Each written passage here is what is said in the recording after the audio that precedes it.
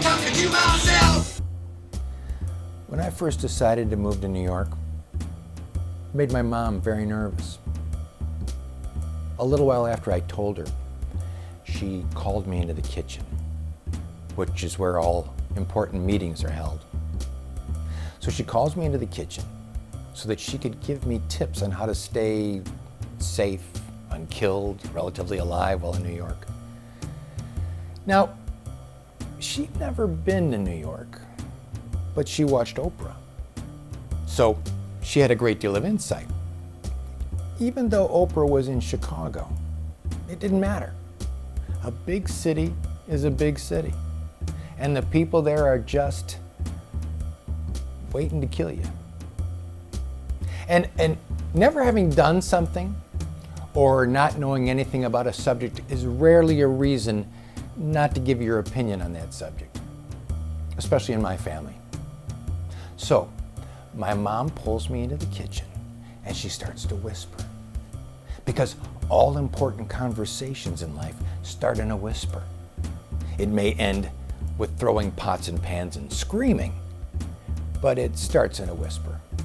So she goes, "Now, dear, when you're in New York, whatever you do, don't go in the subway."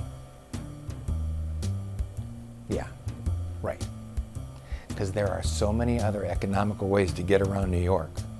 And when you move to New York, they just give you a chauffeur to drive you around while you're getting familiar with the city. And she continued, "And if you're ever at a party and you have a Coke or something, never set it down, because New Yorkers will put LSD in your Coke and then kidnap you."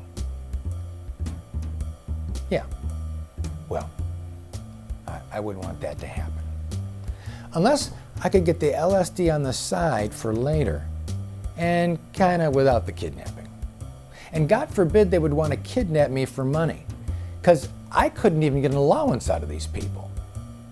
And she goes on, "And now, dear, always remember to keep your money in your sock, because in New York, women will try to stick their hands in your pants." Turns out, that part is true.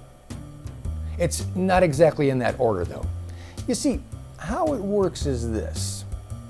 First, you have to give them your money, or you have to buy them things.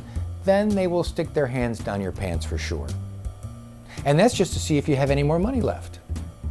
And if you don't, they immediately take their hands out of your pants. If you do have more money, they will keep their hands in your pants, sometimes for years. But they will drink the Coke with the LSD in it. So I guess the trick is, drink your Coke with the LSD right away, then you can really enjoy the hand in your pants. And whatever you do not do that in the subway.